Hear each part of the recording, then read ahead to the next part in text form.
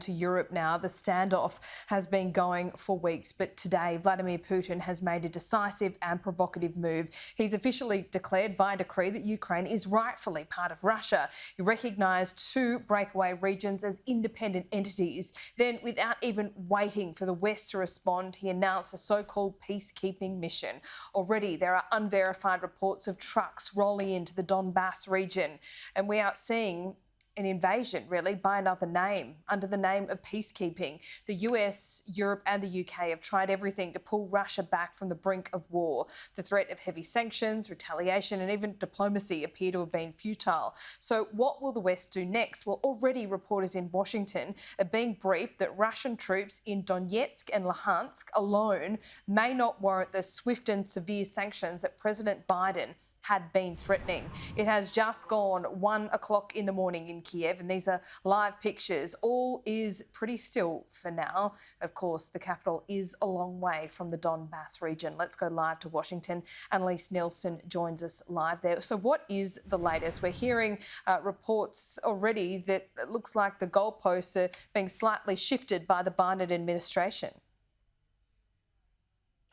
Well, this is the difficulty. And you'll remember when we had that more than 1 hour press conference with Joe Biden and he was asked about Ukraine initially, he said, look, if it's a minor incursion, we wouldn't look to do anything. And there was the monstrous cleanup effort from the White House after that to say, no, of course we would, of course we would. And what we're seeing here is that might actually be exactly what's coming out to play. What we've seen from the Biden administration is a response saying, we're going to stop any US citizens engaging in trade or finance in the region. Lord knows which Americans would actually be operating there at the moment. And that's a major question mark hanging over what's their first response. But they have said that they are going to engage with sanctions tomorrow. We're expecting the UK to do the same. And so this is the response that we've seen so far. But this is all in reaction to what you've laid out there quite well about the actual game plan that's been laid out by Vladimir Putin. This hasn't been an overnight invasion with troops all of a sudden on the ground. He's redefining the terms, and he's doing that, as he laid out in his 57-minute speech, by saying, we never gave up control of Ukraine. There was some mismanagement in Russian terms during the fall of the USSR, but fundamentally, Ukraine belongs to the Russian Federation. I would like to reiterate that Ukraine to us is not just a neighbouring country. It is part and parcel of our history, culture, our soul, our atmosphere and space.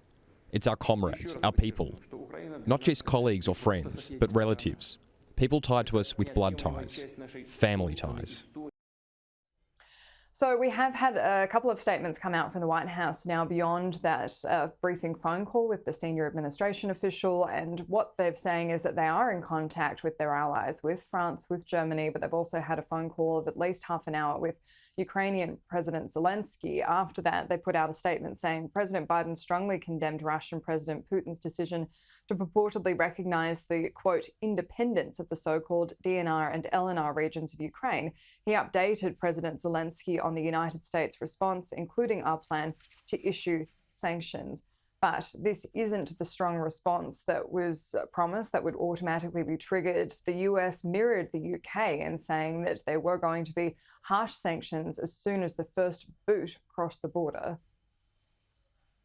This is plainly in breach of international law. It's a violation, a flagrant violation of the sovereignty and integrity of Ukraine. It is a repudiation of the Minsk process and the Minsk agreements, and I think it's a very ill omen and a very dark sign.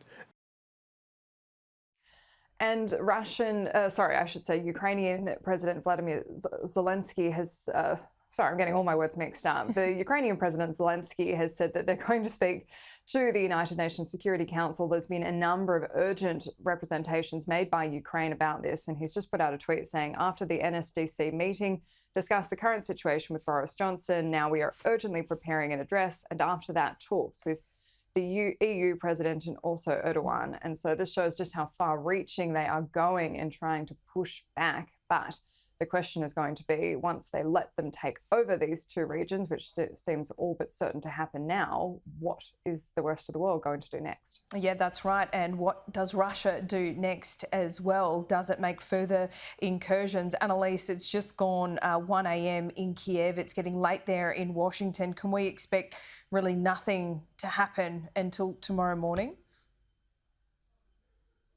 It seems like that's the plan. It seems like that they're going to watch what happens next. There was some discussion around President Biden making a statement this afternoon, but it seems like for their part, they're waiting to see what these peacekeeping troops look like. And a lot of that's to see how Putin's playing out with this complete rebrand of this invasion.